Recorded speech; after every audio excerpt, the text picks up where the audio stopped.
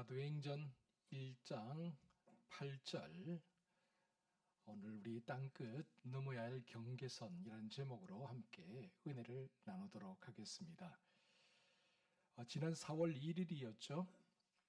4명의 승무원을 태운 우주탐사선 아르테미스 2호가 발사되었습니다. 아주 멋지죠? 아르테미스 2호는 달 뒷면까지 갔다가 10일 만에 다시 지구로 귀화를 했죠. 아르테미우스 이후에 4명이 탑승을 했는데 이 4명은 지구에서 우주로 가장 멀리 나갔다가 돌아온 사람들로 기네스북에 이제 기록이 되어 있습니다. 근데 여러분 한번 생각을 해보시죠. 세계 최고의 기술력이 집약된 최신 우주선이 우리나라 고흥 나루도 우주 발사대에 딱 서 있다고 한번 상상을 해보시기 바랍니다. 수천 원의 비용이 투입이 되었습니다. 그리고 완벽한 설계도와 정교한 안정 장치들이 다 마련되었죠. 그리고 수만 개의 부품들 또 여러 연결선으로 만들어진 우주선, 이제 날짜를 잡고 우주로 발사하기만 하면 됩니다. 그런데 이 거대한 우주선에 만약에 연료가 없다면 어떻게 될까요? 그것이 아무리 수천억 원의 돈이 든 우주선이라 해도, 아무리 겉모양을 볼 때 멋진 우주선이라고 해도 그것은 그저 거대하고 정교한 최신식의 고철 덩어리에 불과할 뿐입니다. 어떤 의미에서 오늘 본문에 나온 제자들도 딱 이와 같았다라고 할 수가 있죠. 그들은 3년 동안 예수님 곁에서 철저하게 훈련을 받았습니다. 하지만 예수님이 떠나자 그들은 방에 들어가서 문을 꽁꽁 걸어 잠그고 숨어 있었습니다. 훈련도 잘 받았어요. 예행 연습도 잘 했어요. 그런데 그들을 움직일 동력이 없었던 거죠. 예수님께서 십자가에 매달려 돌아가셨기 때문입니다. 그리고 주님이 죽으신 지 3일 만에 부활하셨죠. 그리고 제자들을 찾아오셨습니다. 문을 꼭꼭 걸어 잠그고 있는 제자들에게 찾아오셔서 평안이 너희에게 있을지어다. 그리고 우리가 살펴본 것처럼 엠마오로 내려가던 2 제자에게도 찾아오셔서 만나주셨어요. 뿐만 아니라 갈릴리 디베랴 호수로 가서 물고기를 잡겠다고 했던 제자들도 역시 다시 만나 주셨습니다. 이렇게 갈릴리로 내려갔던 제자들은 다시 부활하신 주님과 함께 예루살렘으로 돌아왔습니다. 그리고 주님 40일 동안 제자들과 함께 계시면서 하나님 나라의 복음을 가르쳐 주셨죠. 그리고 부활 승천하시며 주님 말씀하십니다. 예루살렘을 떠나지 말고 기다려라. 하늘로부터 내려오는 능력을 덧입을 때까지 여기서 기다려라. 죽은 지 3일 만에 부활하신 주님, 그리고 40일 동안 제자들과 함께 하셨던 그 주님, 그 주님께서 제자들에게 말씀하십니다. 떠나지 말아라. 이곳에 남아 있으라. 이 말은 그들을 다시 움직일 수 있는 동력이 그들에게 생길 때까지 기도하며 기다리라는 그런 의미였습니다. 그러면서 주님이 이렇게 약속해 주셨죠. 우리 본문 8절을 다시 한번 천천히 함께 한 목소리 읽어봅니다. 시작. 오직 성령이 너희에게 임하시면 너희가 권능을 받고 예루살렘과 온 유대와 사마리아와 땅끝까지 이르러 내 증인이 되리라 하시니라. 아멘. 여러분, 먼저 오직 성령이 너희에게 임하시면 이라고 했습니다. 다 함께 한번 같이 읽어보겠습니다. 시작. 오직 성령이 너희에게 임하시면. 성령은 거룩하신 하나님의 순결입니다. 그렇기 때문에 성령은 거룩하신 하나님이시죠. 성령을 마치 자기 마음대로 취급할 수 있다라고 생각하는 사람들, 단순히 어떤 능력이다, 힘이다 라고만 생각하는 사람들이 종종 있는데요. 그렇지 않습니다. 우리가 성령을 생각할 때 기본적으로 우리 마음에 두어야 될, 염두에 두어야 될 사실은 성령은 성부, 성자, 성령, 삼위로 계신 하나님이라는 사실입니다. 어떤 목사님 중에서는 성령을 우습게 여기는 분들이 계시죠. 심지어는 자기 마음대로 성령을 조종할 수 있다라고 그렇게 말하는 분들도 계셔요. 심지어 어떤 이상한 목사님은 하나님 꼼짝하지 마, 하나님 까불면 나한테 죽어, 그렇게 말하는 이상한 목사님도 계세요. 여러분 한번 생각해 보세요. 우리가 믿는 하나님이 그런 목사님에게 꼼짝도 못하고 그런 목사님 말 한마디면 죽을 것 같으면 우리가 왜 그런 하나님을 믿습니까? 말이 안 되죠. 우리 하나님이 그렇게 작고 보잘것없고 시덥잖은 그런 분이십니까? 아닙니다. 우리 하나님은 온 우주 만물을 창조하시고 다스리시고 지금도 섭리하시고 역사하시는 살아계신 분입니다. 그리고 성령님도 역시 마찬가지로 우리 마음대로 할 수 있는 분이 아니에요. 그분은 위대하신 거룩하신 하나님이십니다. 성령님은 우리가 오라 가라 할 수 있는 분이 아니죠. 그래서 주님도 성령이 너희에게 임하시면 이라고 그렇게 말씀하십니다. 성령을 우리가 오라, 우리가 가진다 이런 의미가 아니라 성령님 우리에게 찾아오신다는 의미예요. 성령님은 우리가 강제할 수 있는 분이 아닙니다. 성령님은 그분의 뜻과 의지에 따라 우리를 찾아오시는 분입니다. 그분이 정하신 때와 장소에 우리를 찾아오시는 분이죠. 그러므로 우리도 역시 마찬가지로 옛날 주님의 말씀을 받은 제자들이 그랬던 것처럼 기도하고 기다리며 성령의 강림을 사모할 수 있기를 바랍니다. 다음으로 너희가 권능을 받고 라고 말을 했습니다. 다 함께 같이 한번 읽어보도록 하겠습니다. 시작. 너희가 권능을 받고. 여기에서 우리가 주목해 봐야 될 단어가 있는데 권능이라는 그런 단어죠. 이 권능이라는 말은 헬라어로 디나미스라고 합니다. 이 말은 우리가 잘 아는 다이너마이트라는 말이 바로 이 말에서부터 시작되었죠. 디나미스는 단순히 개인의 성품이 좋아지거나 지식이 많아지는 그런 것을 말하지 않아요. 이것은 불가능을 가능케 하는 하나님의 능력입니다. 그 무엇으로도 막을 수 없는 하나님의 권능을 말하죠. 다시 말해서 이 디나미스는 내 안에서 만들어진 그 어떤 것이 아니라 하나님으로부터 주어지는 압도적인 에너지, 압도적인 권능을 이야기합니다. 그래서 너희가 권능을 받고 라고 그렇게 말하고 있는 것입니다. 여러분, 내가 취하는 게 아니에요. 내가 만들어내는 게 아닙니다. 권능은 성령이 우리에게 임하실 때 우리 안에 계신 성령을 통해서 나타나는 하나님의 능력이다라는 사실입니다. 요즘 길거리를 나가보면 전기차들이 참 많이 돌아다닌다는 것을 우리가 확인할 수 있게 되죠. 미국의 테슬라도 그렇고 우리나라의 현대 기아차도 그렇고 심지어 요즘은 중국 BYD에서도 전기차가 우리나라에 많이 들어와 있는 것 같습니다. 앞다투어서 전기차 시장을 점령하기 위해서, 우위를 점령하기 위해서 많은 회사들이 노력을 하는데요.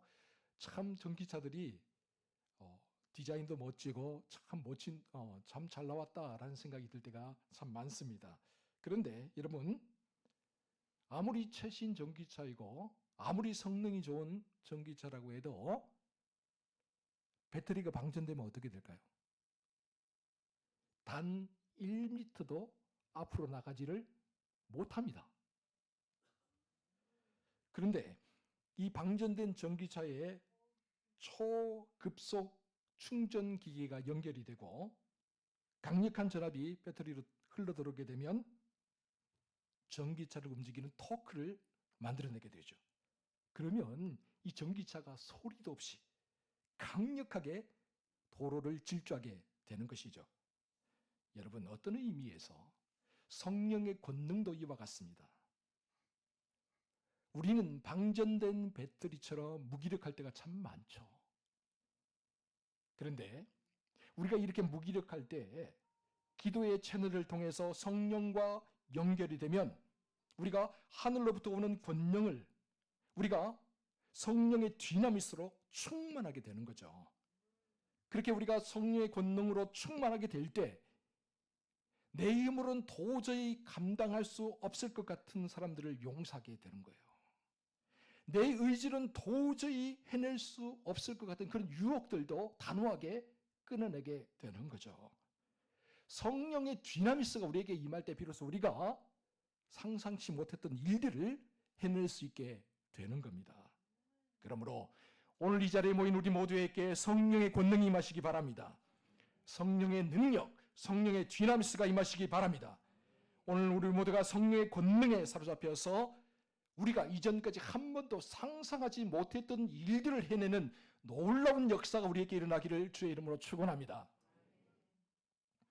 다음으로 내 증인이 되리라 그렇게 말씀하고 계시죠. 우리 다 함께 읽어보겠습니다. 시작. 내 증인이 되리라. 아멘.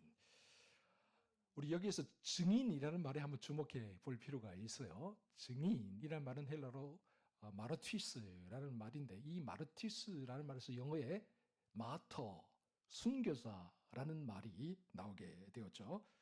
그래서 이 마르티스라는 말은 자신의 목숨을 바쳐서 진실을 입증하는 순교자를 뜻할 때가 많죠. 여러분, 어느 중요한 재판이 있다라고 한번 가정을 해보시죠. 모두가 권력자의 눈치를 보면서 진실을 말하지 못하고 떠듬떠듬 거짓말을 합니다. 그런데 단 한 사람만큼은 목숨의 위협을 무릅쓰고 진실을 증언합니다. 그 사람이 누군가 봤더니 그렇게 능력 있는 것도 아닌데 예수 믿는 사람이에요. 여러분, 그가 왜 자기가 죽을 수도 있는데 자칫 잘못하면 자기가 가진 모든 걸 다 잃어버릴 수도 있는데 그렇게 진실을 증언한다고 자기의 모든 것을 거는 겁니까? 여러분, 그 진실이 자기 생명보다 소중하다고 생각하기 때문에 그래요. 자기가 묻어두면 그 진실은 영원히 밝혀지지 않고 거짓이 진실인 양 행동할 수 있다라고 믿기 때문이죠. 그래서 성경이 말하는 참된 증인은 사실을 설득하는 사람들이 아니라 목숨을 걸고 자기의 모든 것을 걸고 진실을 온몸으로 보여주는 사람인 거예요. 그런데 주님은 오늘 8절에서 내 증인, 나의 증인이라고 말하고 있습니다. 제자들이 3년 동안 예수님과 동고동락했잖아요. 그리고 제자들이 주님의 십자가 죽음을 목격했죠. 뿐만 아니라 부활하신 주님을 만나서 주님으로부터 천국 복음을 다시 되새기며 들었어요. 이처럼 제자들은 그 누구보다도 예수 그리스도의 증인이 될 충분한 자격을 갖춘 사람들이었어요. 그런데 주님은 내 증인이 되어야 된다라고 이야기하세요. 내 증인. 그렇습니다. 예수 믿는 사람들은 주님의 증인, 예수 그리스도의 증인이 되라고 부름을 받은 사람들이에요. 그런데 오늘날 교회를 가만히 와서 보고 있으면요, 자기 성공, 자기 자랑 늘어놓으려고 교회에 오는 사람들이 있는 것 같아요. 내가 얼마나 많은 복을 받은지 알아? 내가 사회에서 얼마나 떵떵거리고 있는지 알아? 교회 와서 예수를 증거하고 자기가 받은 은혜를 증거하는 게 아니라 세상에서 내가 얼마나 많이 가졌는지, 세상에서 내가 얼마나 성공했는지 자기 자신의 증인이 되려고 하는 사람들이 얼마나 많은지 몰라요. 그래서 교회마다 가보면요, 자기 성공을 뽐내고 자기 자랑을 나누는 자기 증인들로 가득합니다. 러시아의 대문호였던 톨스토이가 말이죠, 많은 사람들이 세상을 바꾸려고 노력하고 있지만 정작 자기 자신을 바꾸려고 노력하는 사람들은 많지가 않은 것 같다. 여러분, 진정한 마르투스, 진정한 예수의 증인은 세상을 바꾸려고 노력하기 전에 먼저 자기 자신을 바꾸려고 노력하는 사람들입니다. 여러분 기억하시기 바랍니다. 참된 증인은 먼저 예수 그리스도로 말미암아 내 자신이, 내 삶이 변화되고 이후에 주님이 내 삶의 주인 되심을 많은 사람들에게 전하는 사람인 거예요. 예수 그리스도 안에서 내가 죽고 주님으로 말미암아 변화된 모습으로 살아가는 삶, 이것이 바로 주님이 원하시는 마르투스, 주님의 증인의 삶인 거죠. 오직 예수, 오직 주님, 오늘 이 자리에 있는 우리 모두가 살아있는 마르투로서 참된 예수 그리스도의 증인으로서 살아갈 수 있기를 주의 이름으로 축원합니다. 다음으로 우리 주님 예루살렘과 온 유대와 사마리아와 땅끝까지라고 말씀하고 계시죠. 또 다 함께 읽어보겠습니다. 시작. 예루살렘과 온 유대와 사마리아와 땅끝까지. 아멘. 마지막으로 주님은 복음의 경로, 복음이 전파되는 경로에 대해서 분명하게 구체적으로 우리에게 말씀해주고 있어요. 이것은 마치 잔잔한 호수에 돌을 던졌을 때 만들어지는 파문, 동심원을 그리면서 흘러가는 파문을 이야기한다라고 할 수 있어요. 여러분, 잔잔한 호수에 아니면 저수지에 돌멩이를 하나 탁 던져보시면 어떻게 될까요? 떨어진 그 지점에서 동심원이 만들어지게 되죠. 그죠? 그리고 동심원이 밖으로 점점 크게 번져가는 걸 우리가 볼 수 있습니다. 중요한 것은 그 물결이 안으로 되돌아오던가요? 아니요, 안으로 되돌아오진 않습니다. 밖으로 그 원이 사라질 때까지 계속해서 밖으로 퍼져 나갈 뿐이죠. 영국의 위대한 선교사였던 윌리엄 캐리라는 사람이 있습니다. 그의 직업은 구두 수선공이었습니다. 그런데 그는 구두를 고치면서 벽에다가 세계 지도를 붙여놓고 그 지도를 보면서 기도했어요. 그러면서 주님이 말씀하신 땅끝을 내가 품고 나아가겠습니다 라고 그렇게 마음을 먹었죠. 이런 사람들, 윌리엄 캐리를 보면서 사람들이 말을 했어요. 야, 지금 네가 할 수 있는 일이나 제대로 해. 먼 세계를 가슴에 품고 땅끝까지 나가. 말도 안 되는 소리 하지 마. 그럼에도 불구하고요, 윌리엄 캐리는 그의 가슴 속에 피어난 이 성령의 물기를 거스를 수가 없었어요. 그래서 혼자 독학으로 히브리어와 헬라어와 라틴어를 공부하기 시작했습니다. 왜냐하면 아직도 성경을 모르는 사람들이 많으니까. 성경을 내가 먼저 읽고 공부해서 세상으로 나가 그 성경 말씀을 사람들에게 가르치기 위해서였습니다. 결국 그는 기도한 끝에 가족들을 데리고 인도로 가서 죽을 때까지 선교를 합니다. 그래서 그가 현대 선교의 아버지라는 위대한 타이틀을 얻게 되었죠. 이처럼 복음은 어느 한 곳에 고여있는 고인물이 아니에요. 내가 은혜를 받았다면 그 은혜의 파동이 반드시 나를 통해서 밖으로 다른 사람에게로 퍼져 나가야 한다라는 것이죠. 그래서 오늘 본문에서 주님도 복음이 전파될 구체적인 경로를 우리에게 알려주고 계십니다. 자, 먼저 예루살렘이죠. 예루살렘, 이곳은 현재 내가 발을 딛고 있는 곳이라고 할 수 있습니다. 나의 가정, 나의 일터, 나의 이웃과 친구들이라고 말할 수 있겠죠. 가장 가까운 곳에 있어요. 그렇지만 복음을 전하기엔 너무 힘든 곳이기도 해요. 내가 지금 발을 딛고 있는 가장 가까운 곳, 내 곁에 있는 바로 그 사람들로부터 복음이 전파되기 시작해야 된다라는 그런 의미죠.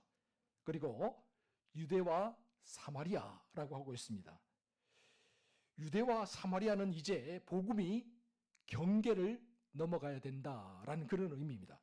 유대라는 것은 제자들과 동일한 사람들, 동일한 언어를 사용하고 동일한 문화를 가지고 동일한 피부색, 동일한 모습을 가진 동일한 사람들이죠. 사마리아는 좀 달라요. 사마리아는 말도 다릅니다. 또 인종도 좀 많이 혼합돼서 달라졌어요. 문화도 다릅니다. 그러니까 내가 평소에 거부감을 느낄 수도 있고 외면을 할 수도 있었던 그런 사람들이라는 거죠. 여러분, 이처럼 복음은 유대와 사마리아로 퍼져가야 됩니다. 오늘 나와 갈등 관계에 있는 이웃이 있습니까? 정치적으로 성향이 다른 사람들이 있습니까? 지역적으로, 세대적으로, 계층적으로 나와는 좀 다른 그런 사람들이 있습니까?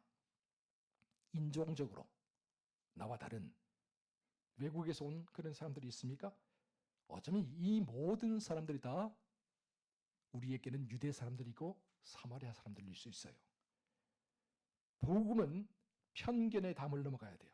복음은 우리가 그어놓은 경계선을 넘어가야 돼요. 그럴 때 비로소 폭발적인 예수 그리스도의 권능, 성령의 권능이 나타나게 되는 거죠. 그리고 마지막으로 땅끝이라고 이야기하고 있습니다. 땅끝은 무엇일까? 기본적으로 땅끝은 복음의 무한 확장을 의미한다는 사실을 기억할 필요가 있습니다. 물론 초기 교회에서 땅끝이란 말은 지리적인 의미로 서바나, 오늘날의 스페인을 가리키는 말이었죠. 그러나 오늘 주님께서 말씀하신 땅끝은 단순히 지리적, 지역적 한계선을 의미하는 게 아닙니다. 여기에서 땅끝은 복음의 최종 목적지이자 복음은 그 한계가 없이 무한하게 퍼져나가야 된다라는 그런 의미를 가지고 있는 거죠. 여러분, 이처럼 성령의 권능을 받은 사람들은 한 곳에 안주하지 않습니다. 한 곳에 고여있지 않습니다. 초기 예루살렘 교회를 한번 생각해 보세요. 그들이 은혜를 받고 오순절 성령 강림을 받고 하는데 얼마나 좋았습니까? 그래서 한 곳에 안주하려고 했어요. 1만 명이 넘는 사람들이 그 좁은 예루살렘에 오글오글 모여서 살았다니까요. 주님이 원하시는 건 그게 아니었는데,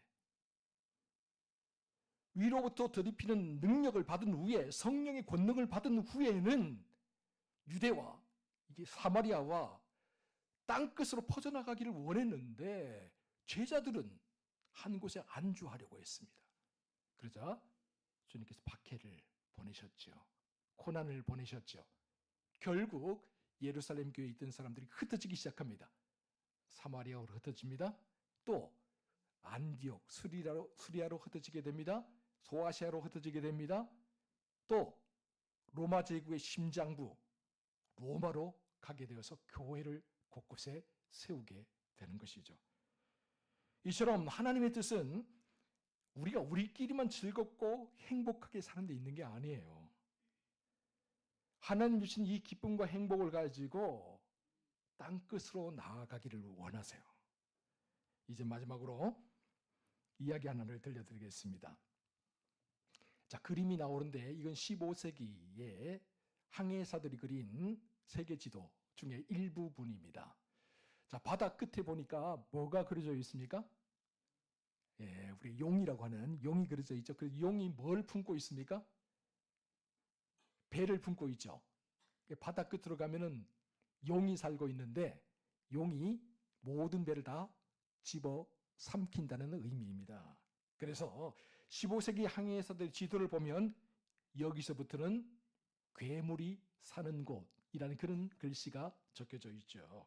그들이 가보지 않은 저 바다 너머에 두려움과 공포가 도사리고 있다라고 생각을 했던 겁니다.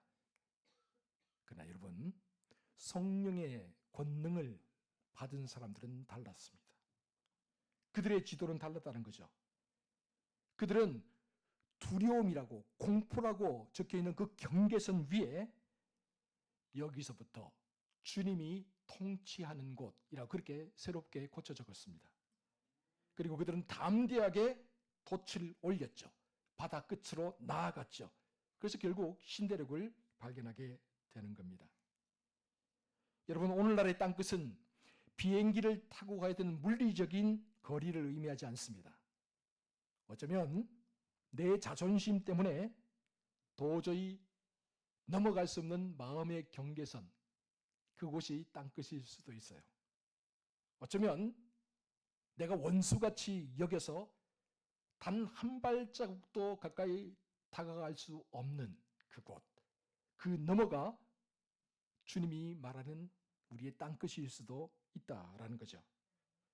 사랑하는 성도 여러분, 이제 묻습니다. 그렇다면 오늘 우리의 신앙의 지도에는 어떤 글씨가 적혀져 있습니까? 여기를 넘어가면 괴물이 우리를 집어삼킨다?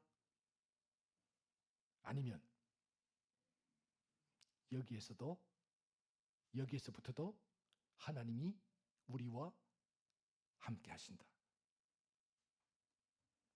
부활하신 주님은 오늘 우리에게 성령의 권능을 부어주시며 말씀하십니다. 나는 너와 함께 땅끝까지 복음의 항해를 계속하고 싶다. 우리는 이미 주님과 함께 신앙의 항해를 시작했습니다. 그렇다면 오늘 이 시간 저와 여러분 모두 성령의 디나미스를 구하며 성령의 권능을 구하며 주님과 함께 경계선을 넘어갈 준비가 되어 있습니까? 지금 여러분의 인생의 지도 끝자락에 적혀있는 문구는 무엇입니까? 두려움입니까? 그렇다면 이 시간 성령의 편을 들어서 그 두려움의 문구들을 다 지워버리고 이곳에서부터 하나님이 다스린다. 이곳에서부터 주의 능력이 우리와 함께한다라고 적어보시기 바랍니다.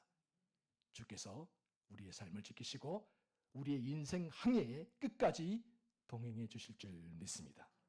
기도하겠습니다. 사랑하는 주님, 오늘 우리에게 주님이 약속하신 성령의 권능을 부어 주옵소서. 우리 모두에게 디나미스, 성령의 강력한 능력을 부어 주셔 무기력하고 불만과 불평으로 가득한 그리스도인이 아니라 부활이신 예수 그리스도를 담대하게 선포하는 예수 그리스도의 살아있는 증인으로 살게 해 주시옵소서. 그리고 이제 우리가 이제까지 건너왔던 경계선을 넘어가게 하여 주시옵소서. 우리의 가정을 넘어 우리의 이웃을 넘어 저 땅끝까지 이르러 부활하신 주님의 사랑을 전하는 선교적인 삶을 살게 하여 주시옵소서. 이 모든 말씀을 우리 구주 예수 그리스도의 이름으로 기도하옵나이다. 아멘.